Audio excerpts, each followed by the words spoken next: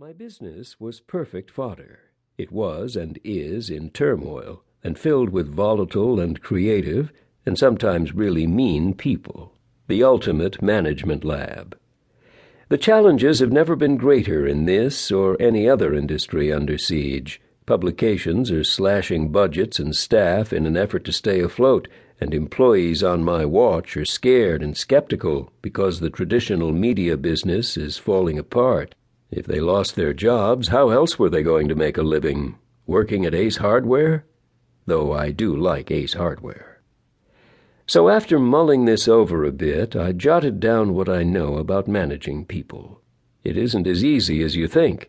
If any human resources type could be honest with you for a second, they'd tell you their company was filled with folks who have no clue how to be good bosses and make their people better at what they do. They scream, discourage, hire the wrong people, take all the credit for great work, and blame their employees for their own mistakes. Most of them don't even know how to fire someone the right way. Some of this misbehavior can be blamed on really warped personalities, but the biggest problem is that no one ever trained them how to be good bosses, or any sort of bosses for that matter. How bad is it? In my business, which you will hear a whole lot about in this book, we find bosses by taking talented writers, waving a wand and saying, "Hey, congratulations, you're now supervising a dozen people. And by the way, good luck."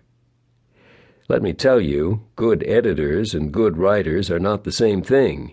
You get lucky a lot. After all, these are smart folks who can figure anything out eventually.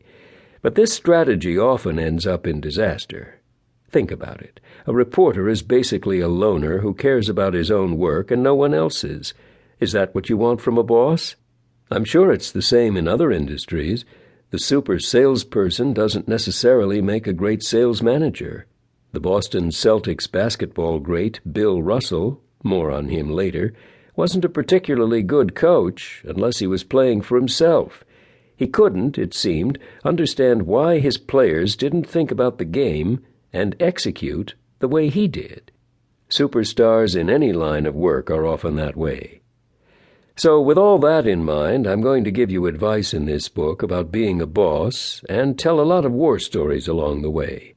This will be a jargon-free zone. In other words, if you like reading about things such as thought leadership, put this book back immediately. I will make fun of people from time to time and quote some folks you might not expect to hear from on the subject of management. I am not, however, going to say nasty things about people I've worked with. Well, for the most part. Not only do I have little desire to ask them for comment, but, well, we all have flaws. Which brings me to one of the central points of this book. If you get nothing else from my rants, just hold on to the idea that everyone who works for you has flaws. To be a good manager, you've got to work with these imperfect people and figure out a way to avoid their weaknesses. You have to take what they do well and let them do it. Forget about asking some guy who can't dunk to dunk a basketball.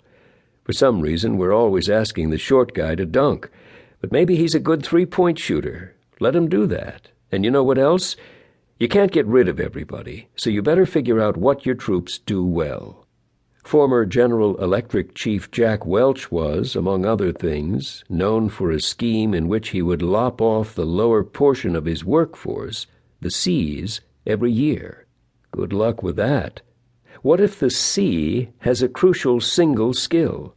What if you have a workforce so obsessed with this process that they get distracted from their actual jobs? Just asking. I know it's lame to use sports analogies, but managing is really like being a coach. You have to put together a team of wildly disparate parts and get them all to work toward a single goal. Management jargon. Sorry. But before we get started, a little about me. From high school on, I always wanted to be in the journalism business. My parents, believe it or not, had at least 5 newspapers delivered to our home every day. I loved information, and I loved finding out about things. I wanted to know the story behind the story, how things really worked, and I didn't want to be trapped in any single profession. In college, all my friends in business school knew everything any human would want to know about marketing, but nothing else. I wanted to know about marketing.